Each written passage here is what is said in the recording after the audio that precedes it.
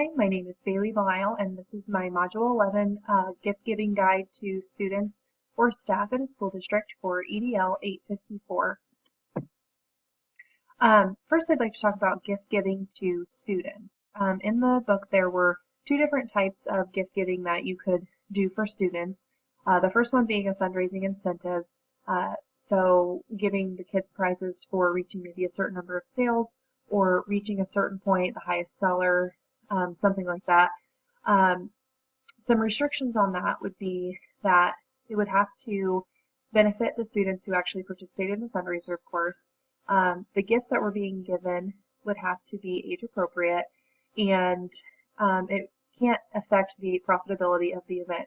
So, for example, you can't spend too much on the incentive gifts to take away from the whole purpose of whatever you're raising funds for, and taking away money just for the gifts and taking away from the funds that you initially started to raise the money for anyway. The incentive gifts would have to be purchased using the money that was raised through the funds, and it can't favor one group in particular. And so the book gave the example of specifically just buying birthday pencils for Mrs. Jones' class. You couldn't just narrow it down to one group of students or one class and have the funds only benefit that group or class.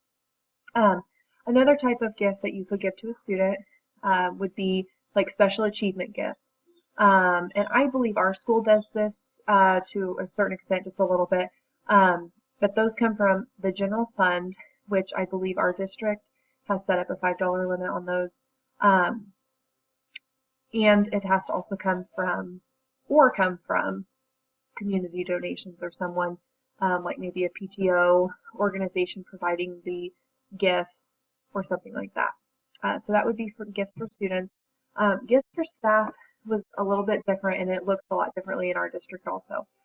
So just looking at the book and the guidelines written out in that chapter, it has to be guided by a written procedure or coordinated by some sort of committee. So, for example, in USD 208 at Trigo, we have a social committee that handles all of the gifts for our staff. This group should meet once a year, according to the book, and could provide the following gifts. Special occasion gifts from the staff remembrance fund, and like I said, at Trigo, it's the social committee fund, but that's for like weddings, birth of a baby, retirement, if there's a death in the family, something like that. Also, again, like the students, it could be a fundraising incentive gift. So if the teachers are doing some sort of fundraiser and there's a gift given for the person that sells the most items or sells the most money or raises the most money, then there could be a gift given to that teacher. And then gifts that are given to all the staff.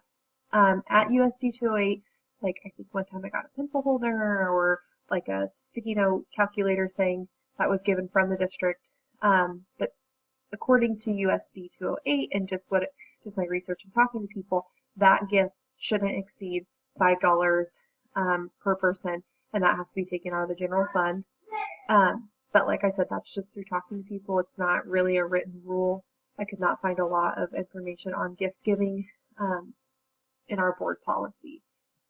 So just kind of a mental note moving forward as a future administrator, that would be something that should probably be somewhat written out in our board policy so we have something to go off of. And just to talk a little bit more about the social committee at USD 208, because that's a huge committee that we have in our district, and especially at our grade school. I know the high school has a social committee also, but I know our grade school social committee does a lot with gift giving. And so I'll elaborate on that a little bit more. I've been a part of social committee the 5 years that I've worked in this district. I haven't been on the committee, but I've paid my dues and all that. So I had to do a little bit more research to find out exactly what that all entails. But as a social committee member, I do pay the $7 per person committee fee. So if you want to be a part of the group, you have to pay $7 at the beginning of the year. You also have to sign up for at least one concession stand to help raise funds for the social committee. And I know that social committee does a lot of our junior high games, like basketball, wrestling. I think we do the football games. We at least do a couple of each sport to raise funds for that social committee. We also have someone on the committee that fills a fridge with pop and candy that's for sale in the workroom, and whatever's raised through the teachers um, through in the fridge, basically for the pop and candy, that also goes towards social committee spending. Um, some benefits that come along with being a part of social committee if you pay the dues and you work the one concession stand. Um, like if you get married or you have a baby shower or you have a baby on the way, a death in the family.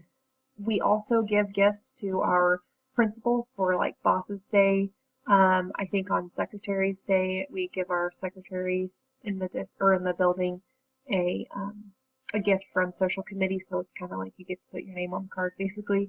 If you're a part of social committee, and that gift goes towards them from all of us.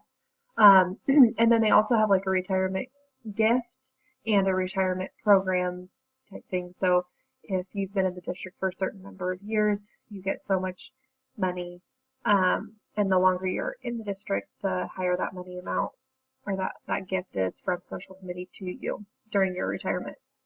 At the end of the year, we also have a end of the actual year, middle of the school year, for our Christmas party. Social committee usually does a dinner somewhere in town. And the teachers choose what meal they'd like beforehand, and you pay for that meal yourself. But at the party, there are prizes, which they have cash prizes and gift cards and all different types of things, cool little baskets and things that they put together with the social committee funds to put on this Christmas party for the whole staff. So it's really something fun that social committee does for us and is another gift giving example through that committee. And just some final thoughts on chapter 10 in our book from School Money Matters, and just a little bit of my own thoughts after reading the chapter and going over our board policy, which didn't really have a lot. Gift giving and generosity often comes really naturally to educators. It's just something that we do, but it's really important to consider all factors when you are gift giving, especially when school funds are involved, but also when they're not.